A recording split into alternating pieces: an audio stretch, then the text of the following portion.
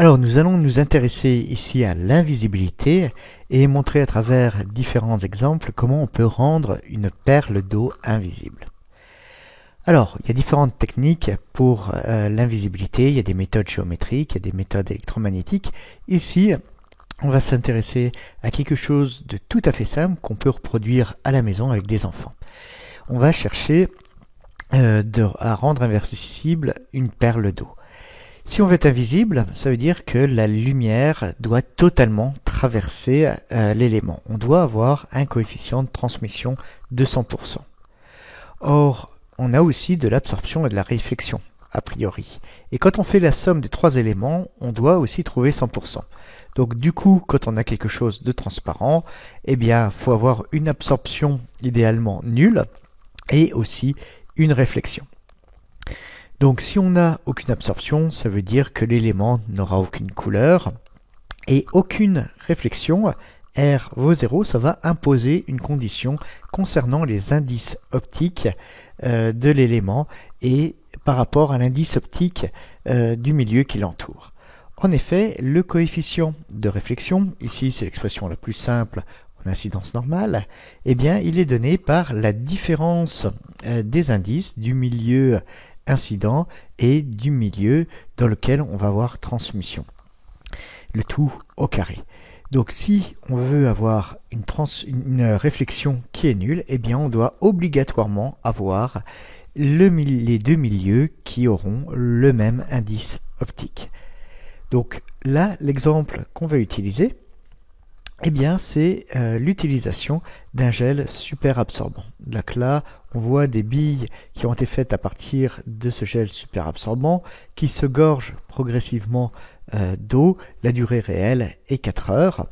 Donc on les voit grossir, ces bulles. Ici, c'est des bulles qui sont colorées, mais nous, on va s'intéresser à des bulles qui sont transparentes.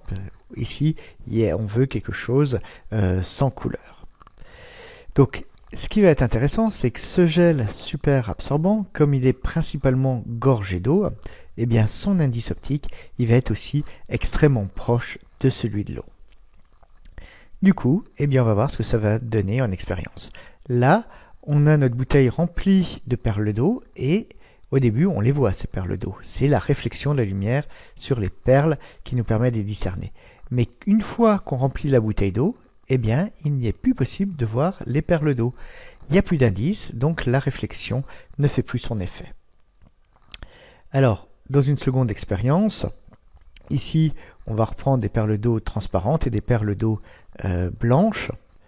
Et ce qu'on voit, c'est que les perles d'eau transparentes deviennent invisibles quand on verse de l'eau, alors que les perles d'eau blanche, elles, on continue à discerner totalement leur forme, et on a l'impression comme ça qu'elles flottent de manière immobile, c'est juste qu'elles sont supportées par les perles d'eau transparentes.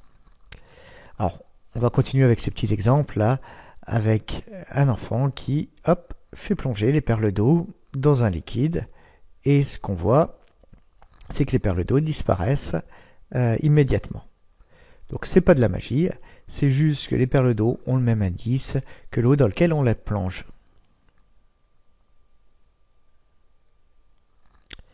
Alors on va continuer ces petites expériences faciles à réaliser. Ici c'est un agencement de perles d'eau qui ont été disposées sur une plaque. Au départ on voit vraiment très bien chacune des perles et au fur et à mesure qu'on va ajouter de l'eau, donc on augmente le niveau d'eau,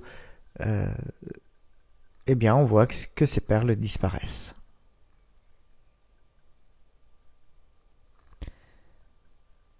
Là on les discerne quasiment plus.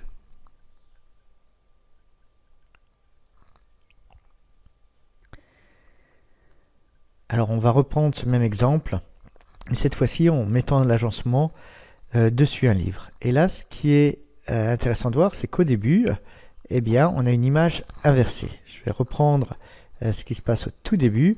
On voit que chacune des perles d'eau agit comme une petite lentille, comme une lentille sphérique qui va inverser l'image de ce qu'il y a en dessous.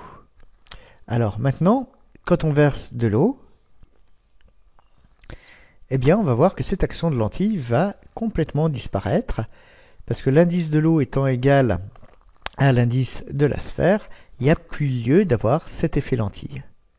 Donc non seulement la bille disparaît, mais l'effet qui est lié à cette bille, lui aussi va disparaître, et on est capable après de voir parfaitement ce qui se trouve en dessous du tapis de perles d'eau. Ce qui était bien sûr impossible lorsque celles-ci n'étaient pas plongées dans l'eau.